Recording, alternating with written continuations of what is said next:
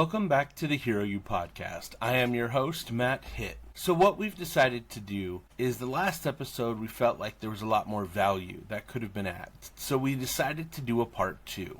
So if you haven't listened to part 1, hit pause, go back, definitely check that out. We talk about the illusion of what it says. We talk about the idea of serving two masters and really pinning work life and home life against each other, and how multitasking could split our focus and rob us of the people and the peace that matter most. Today, in part 2, we're going to dive deeper, and we're going to talk about how to become present. Not perfect, just present. Because here's a truth that nobody tells you. Vacations do not reset us. Presence does. So let me say that again. Vacations do not fix burnout, especially for parents. If you've ever taken a break, that just gives you more laundry, more snacks to pack, more meltdowns from the back seat, right?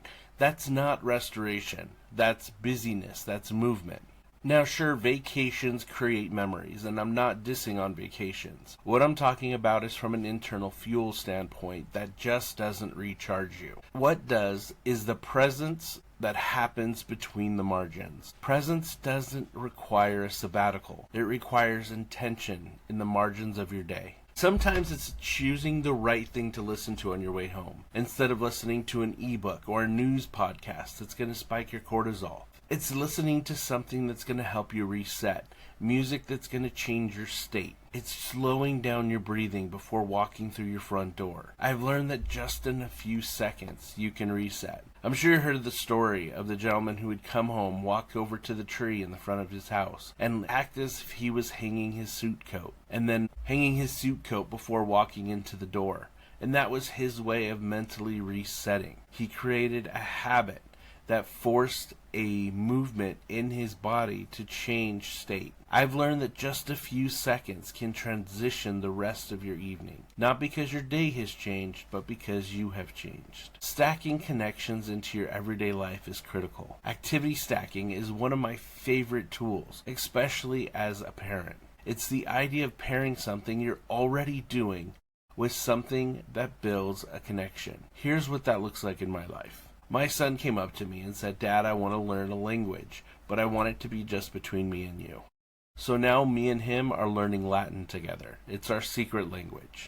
Another thing that we do is cooking. The kids all have their favorite meals, so we've invited them to partake and cook those meals with us. Sure, it takes longer, but it's no longer about dinner now. It's not a task. It's creating a memory. Every day becomes something sacred when you slow down enough to invite people into them. Now I'd like to talk to you about being present enough to pay attention. Being present is about noticing the small stuff. Like with my son, he's on the autistic spectrum, gets overwhelmed, and I realize he doesn't need another lecture. He needs a hug, a deep breath, a reset. Or when my wife walks in through the door, before I ask her anything, before I tell her about my day, I just give her a hug, and we just hold each other for about 2 minutes, and it allows her to completely reset. Her day melts away, frustrations melt away. Sure, we're going to talk about it, but it helps create a safe space, that space of vulnerability, knowing she no longer has to be in warrior mode,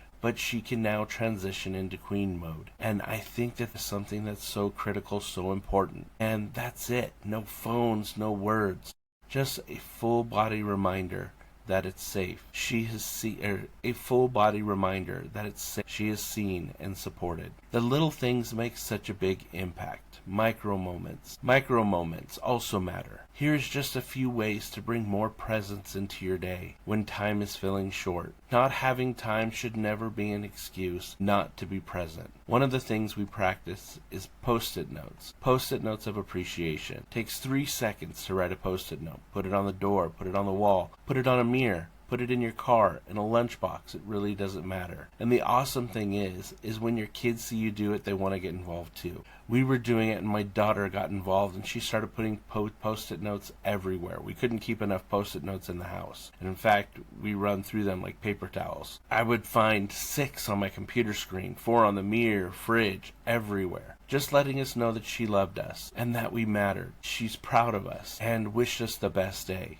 When kids see this, it makes a difference. They know that you care. They know how it makes them feel, so they want others to feel the same thing. Another thing is just checking in. How are you feeling, right? Letting them know, giving them a hug, interrupting their day, and just letting them know, hey, I see you, I love you, I'm here for you.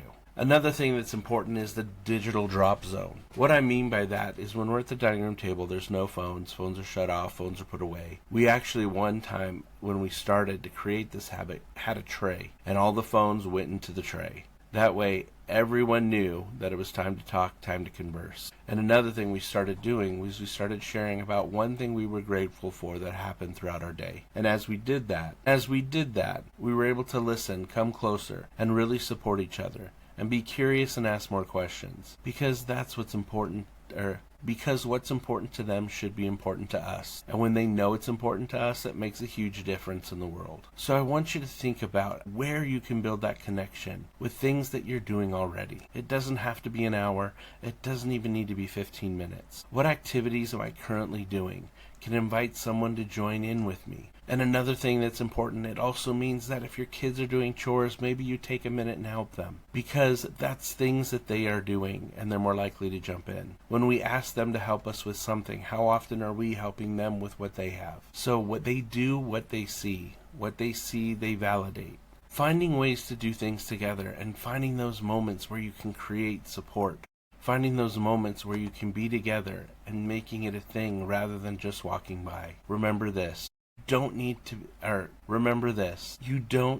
be in balance all the time. You just need to be where you need to be when it counts. That's where boundaries come in. You don't have to serve two masters. You can be one place, master one thing, showing up fully, and then when you're in the other place, do the same thing. Give that thing the same respect, the same energy. So that's why it's so important that you fill your bucket so there's more for you to give. The issue that we have is we're on empty when we come home, and the energy level is what's out of balance, because your work gets 85% of your balance and at home you only have 15. That's where the tweaks need to be made. Be it a 2-minute hug, a shareable melody. My daughter and I are really big on the song Shotgun right now, and when we play it, we blare it and we sing as loud as we can. And when it plays, no matter where we are, the other one joins in, and we all start singing it. Because when you're truly present, even just for a moment, it's not about managing your life, but it's about building it. I want to add one more thing to this episode. And I'm a youth leader, and one of the activities that we do every year is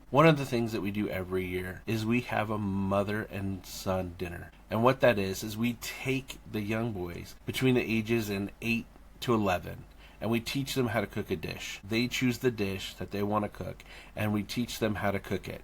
And they cook that for their moms, and they invite their moms. We have a gymnasium that we have where we set up tables. Each kid decorates the table with things that are important to them, and they have dinner with their mom.